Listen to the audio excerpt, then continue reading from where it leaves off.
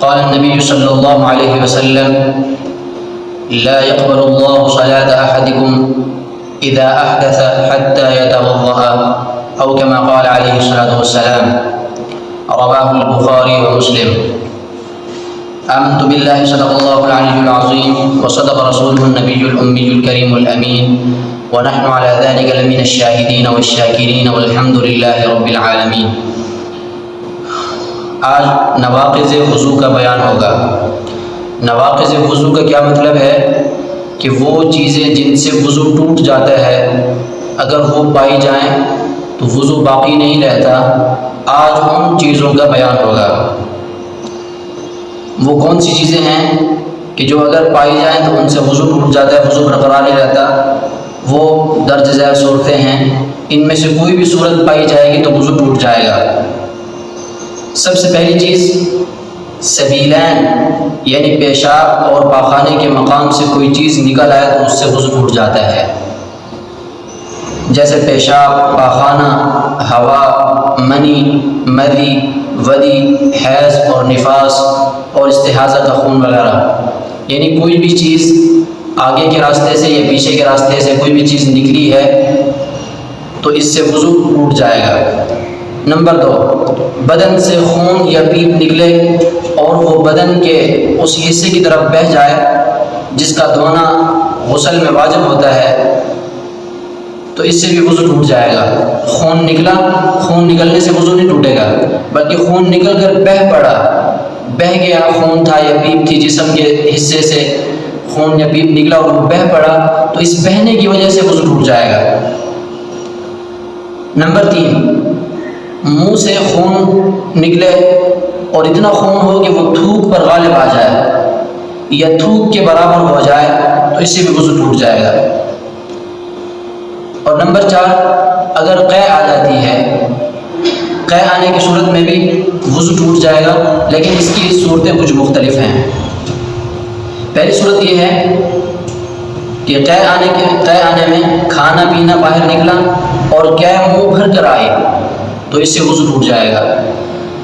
Number 2, اگر قے تو آئی لیکن قے کے اندر کھانا پینا نہیں تھا بلکہ نرا بلغم تھا اور کچھ بھی نہیں تھا تو اس سے وضو نہیں ٹوٹتا, خواہ بلغم کتنا ہی کیوں نہ ہو, منہ بھر کر آئے یا کم ہو, اس سے وضو نہیں ٹوٹے گا. تیسری صورت, اگر قے کے اندر خون آئے اور وہ خون پتلا اور بہتا ہوا ہو تو اس سے وضو ٹوٹ جائے گا, خواہ وہ خون تھوڑا ہو یا زیادہ ہو.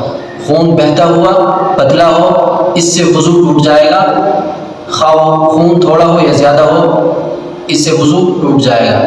نمبر 4, چوتھی صورت, اگر خون جمع ہوا تھا, ٹکڑے ٹکڑے ہو کر نکلے, لوتھڑے نکلے ہیں خون کے اور وہ منہ بھر کر ہو تو وضو ٹوٹ جائے گا, اور اگر منہ بھر کر نہ ہو بلکہ کم ہو تو وضو نہیں ٹوٹے گا. خون اگر پتلا تھا, بہتا ہوا تھا تو وہ مطلقاً ناقض وضو ہے, اس سے وضو ٹوٹ جائے گا. اور اگر خون جمع ہوا تھا, ٹکڑے ٹکڑے ہو کر نکلا ہے تو اس میں 2 صورتیں ہیں. اگر منہ بھر کر آیا اس سے وضو ٹوٹ جائے گا, اگر منہ بھر کر نہیں آیا, کم تھا, تو اس سے وضو نہیں ٹوٹے گا. نمبر 5, لیٹے لیٹے آنکھ لگ گئی یا کسی ایسی چیز سے سہارا اور ٹیک لگا کر سویا ہوا تھا کہ جس کے ہٹانے سے وہ گر سکتا تھا تو اس سے وضو ٹوٹ جائے گا. لیٹے لیٹے نیند آ گئی, لیٹا ہوا تھا, نیند آ گئی, آنکھ لگ گئی, وضو ٹوٹ گیا. یا بیٹھا ہوا تھا, بیٹھے ہونے کی حالت میں نیند کر رہا تھا لیکن کسی چیز کا سہارا لیے ہوا تھا کہ اگر اس سہارے کو اس سے ہٹا دیا جائے تو یہ آدمی گر جائے گا, اتنا سہارا لیا ہوا تھا, تو اس صورت کے اندر بھی وضو ٹوٹ جائے گا.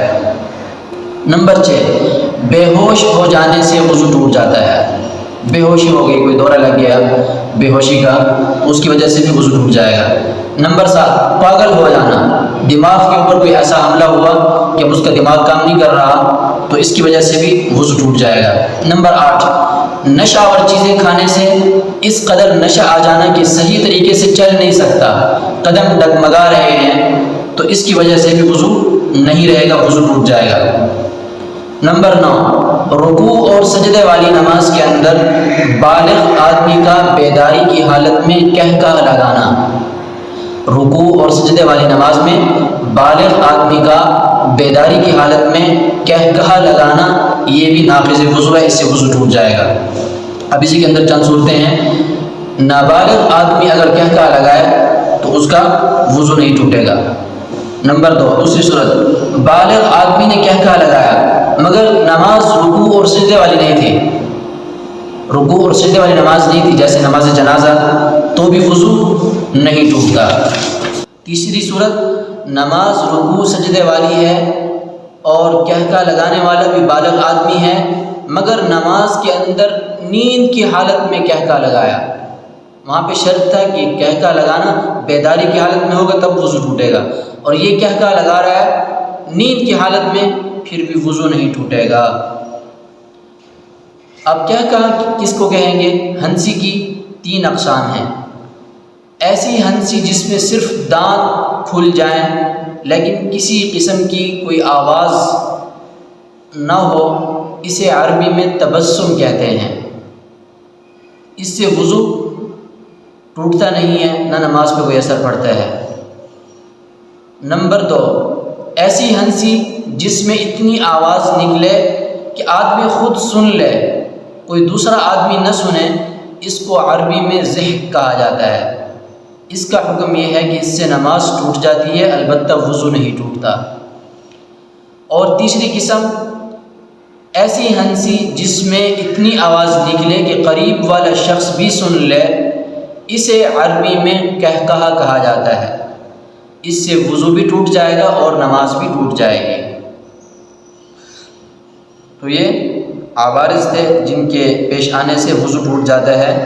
نمبر 1، سبیلین سے طبعی عادت کے مطابق نکلنے والی اشیاء، سبیلین سے عادت طبیعہ کے خلاف نکلنے والی اشیاء، پورے بدن سے نکلنے والا خون یا پیپ، منہ سے نکلنے والی قے، نیند یعنی لیٹنے کی صورت میں ہو یا ٹیک لگا کر ہو، بے ہوش ہو جانا، پاگل ہو جانا، نشہ آ جانا، نماز میں قہقہ لگانا، یہ ساری چیزیں نواقض وضو ہیں، ان سے وضو ٹوٹ جاتا ہے۔ اگر کسی کے علم میں نہیں ہے تو اس کو ان چیزوں کا خیال کرنا چاہیے۔ نماز کے اندر بہت باریک مسائل ہوتے ہیں، اگر وضو نہیں رہے گا تو نماز بھی نہیں ہوگی، جیسا کہ آپ صلی اللہ علیہ وسلم کا فرمان ہے، لا يقبل اللہ صلاة احدکم اذا احدث حتى يتوضأ، کہ کسی آدمی کو حدث لاحق ہوا اور اس نے وضو نہیں کیا تو فرمایا کہ اس کی نماز قابل قبول نہیں ہوگی۔ نماز بغیر طہارت کے قبول نہیں ہوتی۔ نماز کے اندر طہارت کی حیثیت ایسے ہے جیسے بدن کے اندر سر کی حیثیت ہے یا جسم کے اندر روح کی حیثیت ہے۔ اگر جسم سے روح کو نکال لیا جائے یا بدن سے سر کو الگ کر دیا جائے تو جو انسانی جسم ہوتا ہے وہ بیکار ہو جاتا ہے، اس کا کوئی فائدہ نہیں ہوتا۔